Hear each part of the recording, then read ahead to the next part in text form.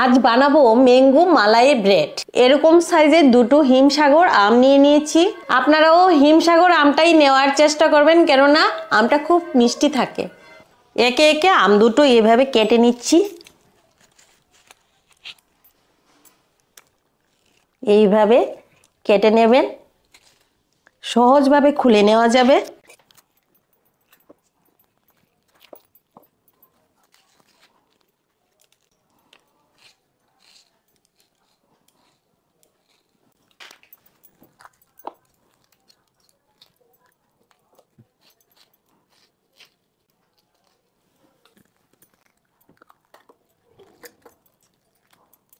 দিয়ে দিচ্ছি 1 চামচ, আর দিয়ে দিচ্ছি আরেক চামচ, 2 চামচ দুধ দিয়ে দিলাম। এখন পেস্ট করে নিয়ে আসছি। এই যে এরকম পেস্ট করে নিয়েছি। কালারটাও কত সুন্দর এসেছে দেখুন। যেহেতু বলেছি ম্যাঙ্গো মালাই ব্রেড, তাই মালাইও বানাতে হবে, আবার ব্রেডও লাগবে। তাই ব্রেডগুলোকে এরকম একটা গ্লাস দিয়ে চাপা দিয়ে কেটে নিচ্ছি। একটা একটা ব্রেডই কেটে নেবেন, তাহলে সুন্দর হবে। একসঙ্গে 3-4টা কাটলে ওর ভেঙে যেতে পারে। দেখুন কত সুন্দরভাবে কেটে যাচ্ছে। এরকমই হতে হবে, বা একটু বড় সাইজও করতে পারেন। এইভাবে আমি সবগুলো কেটে নেব। এভাবে একটা পাত্রে এইভাবে সাজিয়ে নিচ্ছি, আপনারা দেখতে থাকুন। এখানে আমি 4টা শো করব। এই পর্যায়ে যে ব্রেডগুলো আমি বাটিতে সাজিয়েছি, 1 চামচ 1 চামচ করে এরকম পাল্প আমি দিয়ে দিচ্ছি, আমের পাল্প।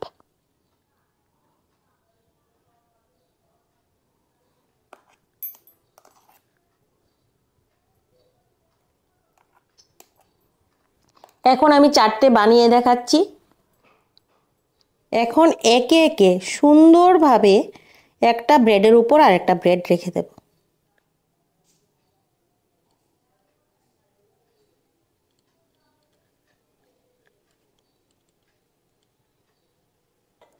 এখন আমি চুলাটা জ্বালিয়ে মালাইটা বানিয়ে নিচ্ছি, তাই একটা কড়াই বসিয়ে দিলাম। এখানে মালাইটা বানানোর জন্য আধা গ্লাস দুধ দিয়ে দিলাম।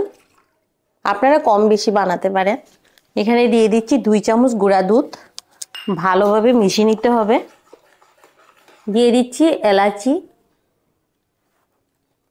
সুন্দর একটা ফ্লেভার আসার জন্য মালাইয়ের মধ্যে। এবার দিয়ে দিচ্ছি কিছুটা ফ্রেশ ক্রিম।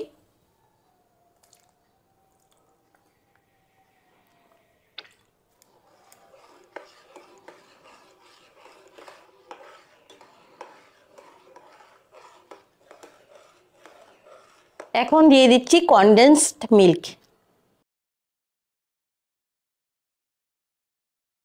যেহেতু আমি কনডেন্সড মিল্ক দিয়েছি, তাই আমি চিনি দেব না। আপনারা ইচ্ছে হলে দিতে পারেন। দুধটা ঘন হয়ে গেছে এবং মালাইটাও মোটামুটি রেডি হয়ে গেছে। এই পর্যায়ে আমি দিয়ে দিচ্ছি কেশর মেশানো দুধ।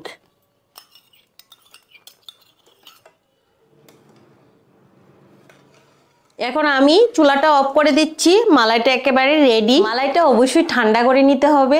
ঠান্ডা হতে হতে আমি একটা কথা বলি আপনাদেরকে, আমার এই রেসিপিগুলি যদি আপনাদের কাছে ভালো লাগে, তাহলে অবশ্যই একটা লাইক দেবেন, বেশি বেশি করে শেয়ার করে দেবেন।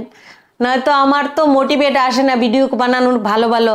আপনারাও অবশ্যই আমাকে বলতে পারেন যে এই রেসিপিটা করে দেখান, ওই রেসিপিটা করে দেখান। আমার তখন খুব আনন্দও লাগে, উৎসাহও লাগে। তো আপনারা অবশ্যই আমার ভিডিওগুলি দেখবেন এবং সাপোর্ট করবেন। মালাইটা এরকম 5 মিনিট ঠান্ডা করে নিয়েছি। দেখুন না, আঙ্গুল শয়ে শয়ে অবস্থা। এখন আমি মালাইটা দিয়ে দিচ্ছি ব্রেডের উপর। অবশ্যই আপনারা এরকম বানিয়ে খাবেন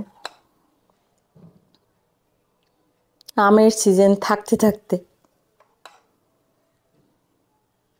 আমি কয়েকটা করে টুকরো আম দিয়ে গার্নিশ করে দিচ্ছি।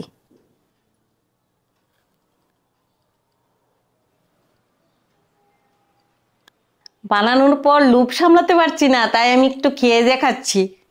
দেখুন কতটা নরম হয়েছে।